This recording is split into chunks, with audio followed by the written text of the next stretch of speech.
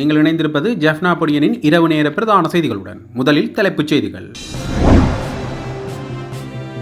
தோழிகள் முன் அவமானப்படுத்தப்பட்ட சிரந்தி ராஜபக்ச, தாஜுதீன் படுகொலையின் பின்னணி. அனுர அமைச்சர்களிடம் சரமாரியாக கேள்விகளை தொடுத்த புலம்பெயர் தமிழர்கள். விடுதலை புலிகளுக்கு பின்னர் உயிராபத்தான சூழல், கம்மன்பில அதிருப்தி. மதுகம சானின் மனைவிக்கு தேர்தலில் போட்டியிட வாய்ப்பளிக்காத ஆத்திரத்தில் ஜகத் விதானவுக்கு அச்சுறுத்தல். ஜாழ் நகருக்கு சர்வதேச ரீதியில் கிடைத்துள்ள அங்கீகாரம். கொழும்பில் ஒன்று கூடிய எதிர்க்கட்சிகள், முன்னெடுக்கப்படவுள்ள மாபெரும் போராட்டம். குருக்கள் மடம் புதைகுழி தொடர்பில் நீதிமன்றம் விடுத்துள்ள அறிவிப்பு. பாரிய தங்க மோசடியில் சிக்கி மில்லியன் கணக்கான டாலரை இழந்த கிஸ்புல்லா.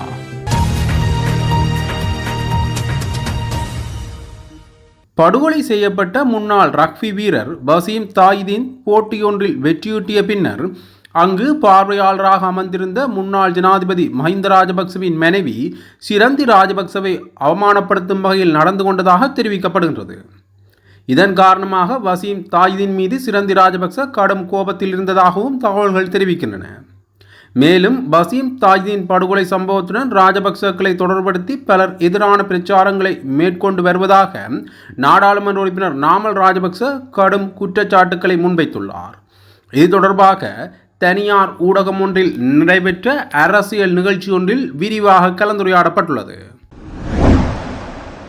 உள்நாட்டு போரின் போது இராணுவத்தினரால் அபகரிக்கப்பட்ட காணிகளை மீளவும் விடுவிப்பது தொடர்பில் நீதியமைச்சர் கர்ஷன நாணயக்காரவிடம் பிரித்தானியாவில் உள்ள புலம்பெயர் தமிழர்கள் கேள்வி எழுப்பியுள்ளனர். நேற்றைய தினம் பிரித்தானியாவில் புலம்பெயர் தமிழர்களுடனான சந்திப்பில் அரசாங்கத்தின் அமைச்சர்களான கர்ஷன நாணயக்கார, சரோஜா சாவித்ரி போல்ராஜ் மற்றும் வைத்தியர் நலிந்த ஜெதிசா ஆகியோர் கலந்து கொண்டிருந்தனர். குறித்த சந்திப்பின் போதே காணி அபகரிப்பு தொடர்பில் கேள்வி எழுப்பப்பட்டுள்ளது. இதன்போது பதிலளித்த நீதியமைச்சர், எங்களுடைய அரசாங்கம் ஆட்சி அமைத்து 1 வருட கால பகுதிக்குள் 600 ஏக்கருக்கு மேற்பட்ட காணிகள் விடுவிக்கப்பட்டுள்ளன. மேலும் காணிகள் எதிர்வரும் காலங்களில் மக்களுக்காக விடுவிக்கப்பட உள்ளன. உங்களுடைய எண்ணங்களை என்னால் புரிந்து கொள்ளக்கூடியதாக உள்ளது. வடக்கின் அபிவிருத்திக்காக எங்களுடைய அரசாங்கம் மேற்கொண்டுள்ள திட்டங்களை இதுவரையில் எந்த ஒரு அரசாங்கமும் மேற்கொள்ளவில்லை. நாடாளுமன்றத்தில் ஒரு சில தமிழ் அரசியல் தலைவர்கள் தமிழ் மக்களை எனது மக்கள் என கூறுகின்றனர். அப்படி கூறுவதை நான் விரும்பவில்லை. நமது மக்கள் என்பதையே நான் விரும்புகின்றேன். தமிழ் மக்களுக்கென தனிப்பட்ட பிரச்சனைகள் உள்ளன. அவற்றை எங்களால் புரிந்து கொள்ள முடிகின்றது என தெரிவித்துள்ளார். மட்டக்களப்பு குருக்கள் மடம் புதைகுழி தொடர்பில் தொடர்புடைய அனைவரையும் எதிர்வரும் 17ஆம் தேதி நீதிமன்றுக்கு ஆஜராகுமாறு பணிப்புரை விடுக்கப்பட்டுள்ளதுடன் வழக்கானது எதிர்வரும் நவம்பர் 17ஆம் தேதிக்கு ஒத்திவைக்கப்பட்டுள்ளது. குருக்கள் மடம் மனித புதைகுழி தொடர்பான வழக்கு இன்று களுவாஞ்சிக்குடி நீதவான் நீதிமன்றத்தில் விசாரணைக்கு எடுத்துக் கொள்ளப்பட்டது. இதன்போது களுவாஞ்சிக்குடி நீதவான் நீதிமன்ற நீதிபதி பிரதீபன் முன்னிலையில் வழக்கு விசாரணைகள் எடுத்துக் கொள்ளப்பட்டது. இந்த விசாரணையில் பாதிக்கப்பட்ட மக்கள் சார்பில் குரல்கள் இயக்கத்தின் சட்டத்தரணிகளான SHM மனாருதீன், முஃபாரக் அஸ்ஸம் உட்பட சட்டத்தரணிகள் முன்னிலையாகியிருந்தனர்.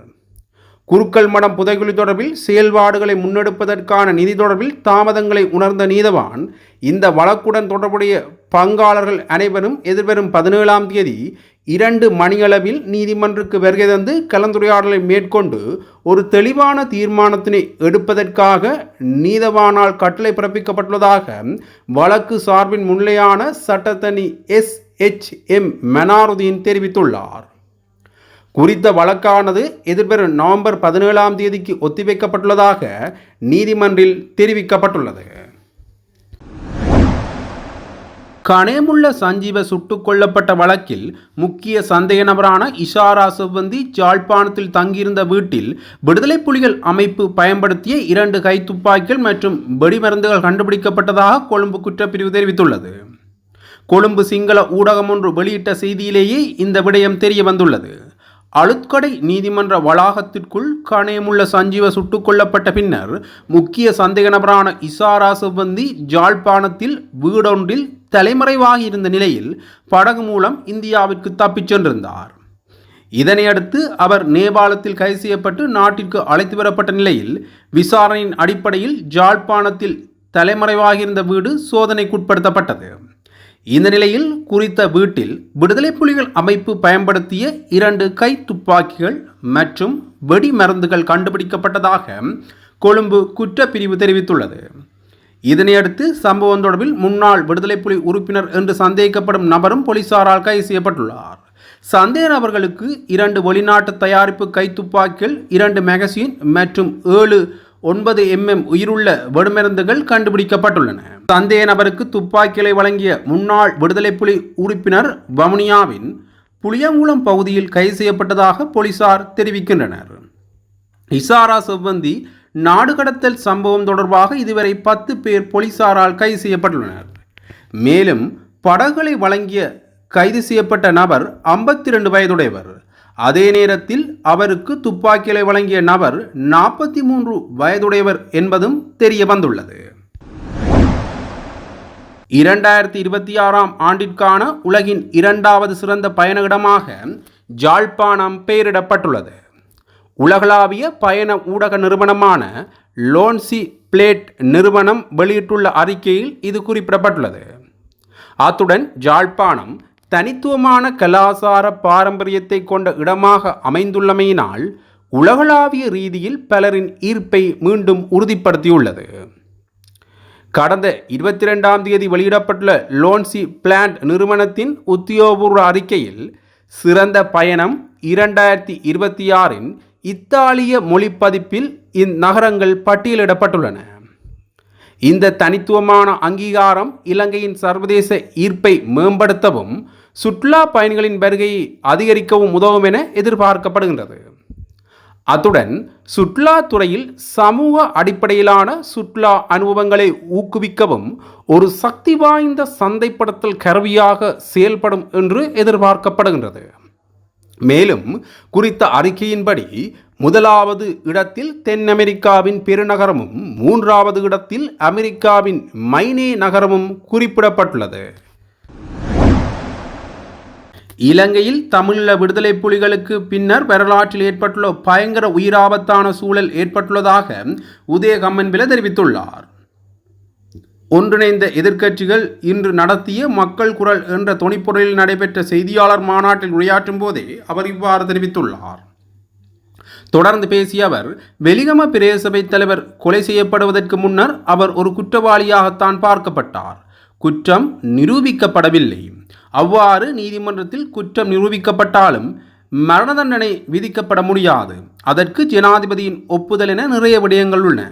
அப்படியென்றால் நீதிமன்றம், ஜனாதிபதியின் சர்வதிகார பலம், இவை அனைத்தும் பாதாள குழுக்களுக்கு தாரை வார்க்கப்பட்டுள்ளதாகவே தோன்றுகின்றது. இன்றைய அரசாங்கம் மக்களின் வாழ்வதற்கான உரிமையை பறித்த வண்ணம் உள்ளது. அரசாங்கத்தில் நகரசபை தலைவர் ஒருவர் குறிப்பிட்டார், 1 லட்சம் பேரை கொலை செய்வதாவது ஆட்சியை தக்க வைப்பதாக. அதன் முதல் கொலையாக வெலிகம பிரதேசபை தலைவரா என கேட்க தோன்றுகின்றது. இலங்கை போலீஸ் இன்று ஹிட்லரின் போலீஸ் போல் ஆகிவிட்டதா? அன்று தங்களின் தனிப்பட்ட கருத்து வேறுபாடுகளை மறந்து ஃபெசிட் வாதத்தை முறையடித்து ஜனநாயகத்தை காப்பாற்ற ஒன்றிணைந்தனர். அதேபோல் இன்றும் இலங்கையில் ஃபெசிட் வாதம் அதிகரித்துள்ளது. ஜனாதிபதி அன்ரோமா அரசநாயக்கவின் உள் தூங்கிக் கொண்டிருந்த ஹிட்லர் விழித்து கொண்டது போல் தெரிகின்றது. அதனால் பொறுப்புள்ள எதிர்க்கட்சி என்ற வகையில் எங்களின் அரசியல் சித்தாந்தங்களை மறந்து ஒன்றிணைந்து இதற்கு எதிராக போராட உள்ளோம் என்று அவர் தெரிவித்துள்ளார். பிரபல பாதாள உலக கும்பல் உறுப்பினரான மதுகம சான் என்பவரின் மனைவிக்கு தேர்தலில் போட்டியிட வாய்ப்பளிக்காத காரணத்தினாலேயே நாடாளுமன்ற உறுப்பினர் ஜகத் விதானவுக்கு அச்சுறுத்தல் விடுக்கப்பட்டுள்ளதாக தெரிய வருகின்றது. மதுகம சான் தற்போதைக்கு இலங்கையில் இருந்து தப்பியோடி துபாயில் தலைமறைவாக வசித்து வருகின்றார். இந்த நிலையில் கடந்த உள்ளூராட்சி மன்ற தேர்தலின் போது தனது மனைவிக்கு ஐக்கிய மக்கள் சக்தி மூலம் தேர்தலில் போட்டியிட வாய்ப்பளிக்குமாறு மதுகம சான் ஐக்கிய மக்கள் சக்தியின் களுத்துறை மாவட்ட நாடாளுமன்ற உறுப்பினர் ஜகத் விதானவிடம் வேண்டுகோள் விடுத்துள்ளார். எனினும் ஜகத் விதான எம்பி அதற்கு சம்மதிக்கவில்லை என்று தெரிய வந்துள்ளது. அதேபோன்று மதுகம சானுக்கு நெருக்கமான வேறொரு பெண் ஜகத் விதான எம்பியின் நிறுவனம் ஒன்றில் பணிபுரியும் நிலையில் அவருக்கு அரசியலில் நுழைவதற்கான வாய்ப்பை ஏற்படுத்தி கொடுக்குமாறும் ஜகத் விதான எம்பியிடம் மதுகமசான் வேண்டுகோள் விடுத்துள்ளார். அதற்கும் ஜகத் விதான எம்பி மசியவில்லை என்று தெரிய வந்துள்ளது. இதன் காரணமாகவே மதுகமசான் தற்போதைக்கு நாடாளுமன்ற உறுப்பினர் ஜகத் விதானவுக்கு அச்சுறுத்தல் விடுத்துள்ளதாக விசாரணைகளில் தெரிய வந்துள்ளது. எதிர்க்கட்சிகள் அனைத்தும் ஒன்றிணைந்து புதிதாக மக்கள் குரல் என்ற தொனிப்பொருளில் இன்று செய்தியாளர் மாநாடு ஒன்றை நடத்தியுள்ளன. இந்த மக்கள் குரல் அமைப்பில் ஐக்கிய மக்கள் சக்தி, ஐக்கிய தேசிய கட்சி, மொட்டு கட்சி, சுதந்திர கட்சி, பிபிதுரு ஹெல உரிமைய மற்றும் சிரேஷ்ட அமைச்சர்கள் பலர் ஒன்றிணைந்திருந்தனர்.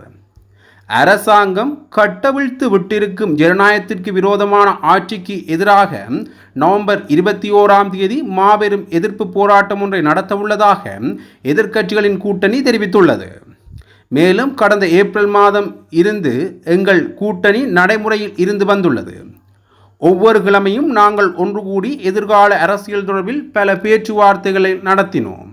மேலும் எதிர்காலத்தில் நிகழ்காலத்தில் எடுக்கப்பட வேண்டிய தீர்மானங்களை எடுத்தோம். கடந்த செப்டம்பர் 23 தற்போதைய ஜனாதிபதி பதவியேற்று ஒரு வருடம் நிறைவடைந்துள்ளது. ஜனாதிபதி தேர்தல் காலத்தில் வழங்கிய 1359 வாக்குறுதிகளில் ஒன்றும் நிறைவேற்றப்படவில்லை. அதில் மக்களுக்கு எவ்வித பயனும் இல்லாத முன்னாள் ஜனாதிபதிகளின் வரப்பிரசாதங்கள் இல்லாதொழிக்கப்பட்டது முக்கியமானதாகும் என்று குறிப்பிட்டுள்ளனர். தொடர்ந்தும் செய்திகளை அறிந்து கொள்ள ஜெஃப்னா பொடியன் யூடியூப் தளத்தோடு இணைந்திருங்கள். நன்றி, வணக்கம்.